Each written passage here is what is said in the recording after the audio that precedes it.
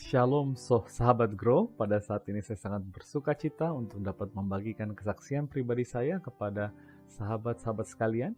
Nama saya adalah Franklin Huta Barat dan pada saat ini saya berdomisili dan bekerja di Thailand. Nah, pada kesempatan saat ini saya ingin membagikan kesaksian saya, perjalanan hidup saya yang baru terjadi baru-baru ini, khususnya di tahun 2021. Nah, sahabat-sahabat sekalian, saya pribadi adalah seorang yang senang sekali makan, ya. Dan saya kalau makan itu memang dengan porsi yang banyak dan frekuensi yang juga sangat-sangat sering. Jadi sejak kecil saya memang saya terlihat gemuk, gendut, bahkan teman-teman saya dari kecil selalu memanggil saya endut, gendut, ya. Dan saya tidak tersinggung sama sekali sebab saya merasa itu adalah panggilan sayang mereka kepada saya. Dan itu membuat saya tidak merasakan ada kesulitan ataupun ada kekurangan apapun, sebab itu merupakan bagian dari hidup dan tentu saja banyak orang yang merasakan hal yang sama. Nah, saudara-saudaraku, sahabat-sahabat Grow di tempat ini, saya mulai merasa ada pemikiran untuk berubah di tahun 2013, ya, ketika berat badan saya itu sampai ke angka 94 kg. Ya. Dan tinggi saya itu hanya 166 cm. Jadi memang sangat tidak proporsional. Dan seiring dengan berjalannya waktu, saya pun sudah merasakan ada beberapa kesulitan secara fisik. Misalnya gampang capek. Dulu saya sangat senang berlari, boleh bertahan berlari lama, tapi sekarang berlari sedikit saya sudah lelah. Dan lain dan sebagainya, pakaian pun sudah banyak yang tidak muat. Nah, beberapa kali saya mencoba untuk diet atau untuk mengurangi berat badan dan berhasil, tetapi maksimal hanya 10 kg dan kemudian bouncing back, yaitu semuanya kembali lagi setelah saya berhenti melakukan diet tersebut. Jadi saya frustrasi, tapi itu bisa, dan itu terjadi beberapa kali. Dan sehingga saya berpikir, memang tidak ada gunanya karena pasti ini akan kembali lagi. Nah, hal mulai berubah ketika saya mempunyai anak, ya. Ketika saya mempunyai anak, saya berpikir, waduh, saya tidak boleh sakit, tidak apalagi dalam kondisi pandemi, banyak penyakit mudah datang, apalagi saya lihat juga kalau bagi orang obesitas resikonya semakin tinggi dan lain dan sebagainya. Jadi saya berpikir bahwa ini harus ada perubahan. Ya, saya melihat kalau saya sakit, saya tidak umur panjang, nanti siapa membesarkan anak saya, kira-kira demikian. Nah, puji Tuhan, istri saya pun memiliki pemikiran yang sama. Ya, sebelumnya kami tidak berpikir seperti ini. Kami seperti menikmati hidup, tidak ada masalah. Kami berpikir yang sama. Dan istri saya katakan bahwa kita harus doakan ini dan kita berjalan bersama-sama. Nah, istri saya seorang dosen dan juga praktisi komunikasi. Dia katakan bahwa kalau kita hanya sampaikan di antara kita berdua, mungkin tidak akan berhasil lagi. Tapi kalau kita buat satu akuntabilitas, ya, secara media sosial, ya. Jadi dia katakan, bagaimana kalau kita post di Instagram kita masing-masing dan katakan bahwa keluarga Huta Barat sedang dalam challenge, yaitu pola hidup sehat selama 30 hari. Ya, oke, saya katakan mari kita coba. Dan kami post, ya. Dan banyak respon yang positif, ya. Wah, semangat 30 hari, ya. Dan di awal-awal sepertinya susah, ya. Tapi kami laksanakan 30 hari tersebut. Ya, puji Tuhan, 30 hari ini selesai. Dan kami lanjutkan ke 30 hari berikutnya. Dan kami lanjutkan ke 30 hari berikutnya. Ya, secara kuasa manusia sangat tidak mudah. Tetapi dengan doa, penyerahan, dan kuasa Tuhan, maka itu bisa terjadi. Saudara-saudara, saya ingin tunjukkan progres penurunan berat badan yang saya alami. Ya. Di paling kiri tentu saja sebelum challenge tersebut, setelah 30 hari terlihat perubahan yang signifikan. Belum terlalu signifikan setelah 30 hari, tapi setelah 60 hari mulai ada perubahan yang signifikan. Ya. Dan ini adalah foto ketika saya sudah melakukannya selama 90 hari. Puji Tuhan, banyak sekali perubahan yang sangat signifikan. Saudara-saudaraku, saat ini saya terus melakukan pola hidup sehat tersebut. Dimulai bulan Juni tahun 2021 sampai sekarang bulan Januari 2022. Ya.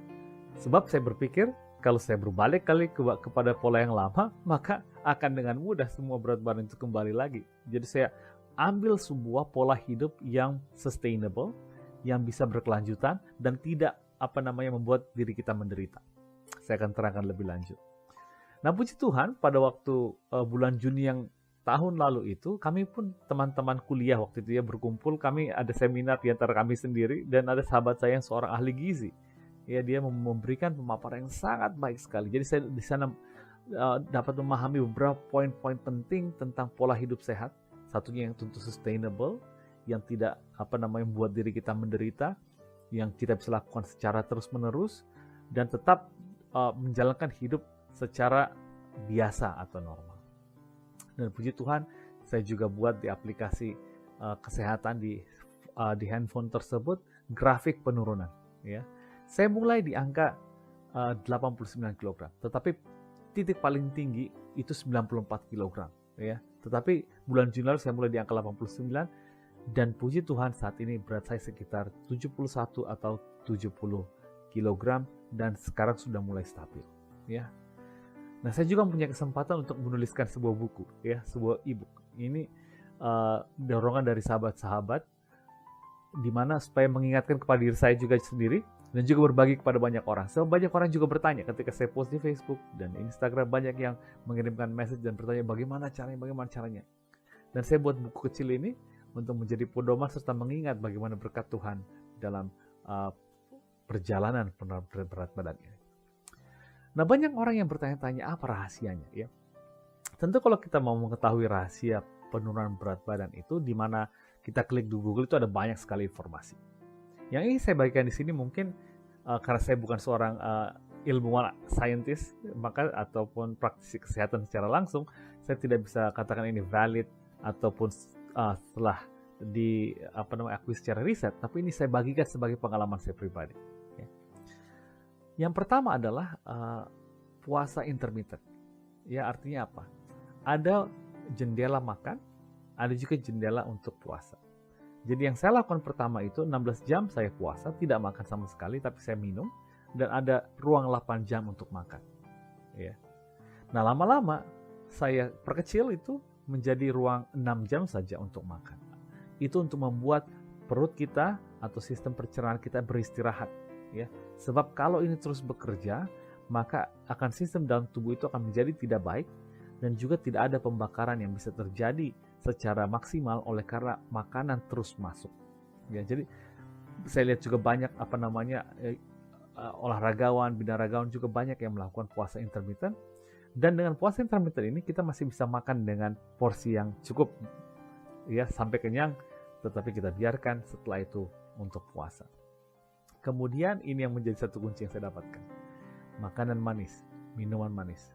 Ya, saya cut karena inilah yang menyebabkan kita itu selalu ingin makan, lapar terus. Artinya mulut yang lapar, mungkin perut kita itu kenyang, tapi karena mulut kita ini dapat yang manis-manis, kita selalu ingin mencari terus dan makan terus. Ketika saya cut, maka ketika saya dalam posisi puasa, saya tidak merasa lapar ataupun craving untuk makan atau minuman.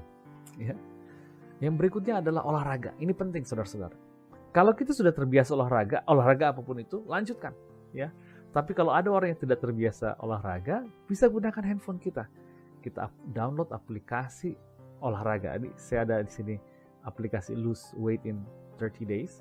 Jadi itu bisa olahraga di rumah. Jadi kalau hujan ataupun polusi banyak, bisa olahraga di rumah. Tidak lama-lama, 7-15 menit sehari saja. Cukup, ya, dengan pola makan yang baik.